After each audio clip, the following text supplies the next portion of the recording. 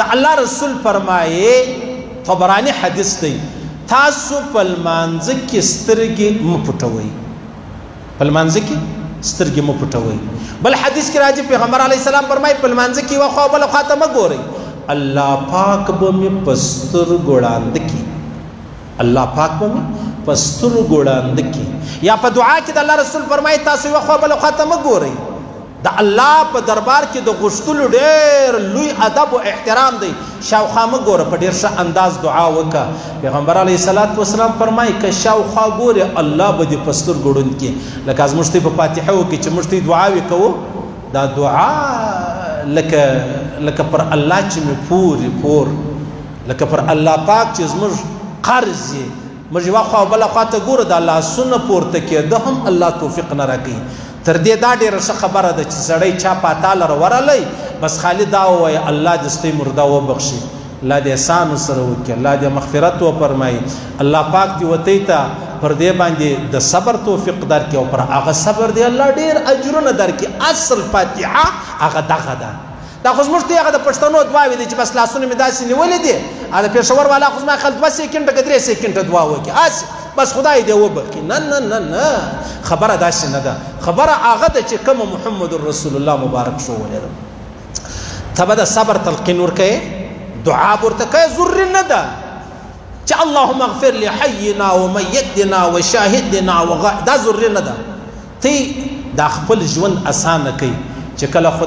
خدا مکه د چا په کور کې مرګ سوی دی نو بیا پر 3مه 4مه 5مه باندې د فاتحې خلک راشي نو الله په منډه الله مولوي صاحب راسه الله مولوي صاحب یا پر اوداسه دی یا پر لمانځه دی یا بازار لته څه صد د پاتا خلک رالو وسړیا کا ولې مې دا دین دونه ګران کړی دی ولې مې دا دین دومره سخت کړی دی چې څوک رالی پښتانه یو کښېنستې دا ووایه الله پاک دستي د مرده مغفرت وفرمایي الله دې احسان ورسره وکړي الله دې د عافیت معامله ورسره وکړي الله پاک دې دا قبر له نوره ډک کړي الله پاک دې وتۍ ته صبر درکړي الله پاک دې پر دا صبر وتۍ ته ډېر اجرونه درکړي دا یې فاتحه سوې ملا ولې ځغلی ځان ولې ځغلی هغه بل چې راغلی دی د 5 منټه دا خپل دین و اسلام زده کوي زده یې کوي والله زه اسانه خبرې درته کوم اسانه څه ضرورت منم چې ملا یې ښه خبره ده منم خو لیکن چې ته په خپله دعا وکړې بده خبره ده بیا چا کله کله امیان راشي هغه دعا د زده کړې اللهم اغفر لحینا 1.5 سل غلطۍ پکې ولې کوې نو تا ته چا چې ته دعا وکړه بیا د امیانو دا غضب دی دا غم دی چې راشي دونه اوږده دعا وکړي د خو د هغه یوه دعا زده ده نو یو وار یې کوي ان ورته وجوړې دي انو خلک یعنې چې بس چې کا جزا بالا به زموږ هغه مړی خدای را بخښلی خو ته ما چې بس که انو غلط یې وایي انو چپه یې وایي انو رسته یې وایي څه کیسه ده صوفي جان دعا زده کړې ده په پښتو یې وکړه په پښتو یې وکړه خدای دې په تا د خپل ځان نه رسوا کوي ولې ځان رسوا کوي اوس واست نو پیغمبر علیه السلام مبارک فرمایي چې تی دعا کوئ شاوخوا مه ګورئ یوه خوا بله خوا ته مه ګورئ الله به په سترګو ړانده کړي پیغمبر علیه السلام فرمایي په لمانځه کې یوه خوا بله خوا ته مه ګورئ دا یوه خوا بله خوا ته کتل دا د شیطان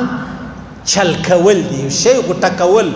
چل کول د چا څه شی اخیستل حمله کول دا الله رسول فرمایي دا ته چې شاوخوا ګورې دا شیطان دا ستا لمنځ څومره حصه تا یوه خوا بله خوا ته وکړه دا یې درڅخه حمله کړلو دا یې غوټه کړلو دا یې درڅخه واخیسته څه کیسه ده ورور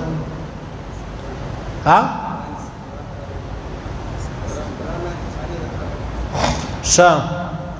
نو خبره داسې ده عزیزانو چې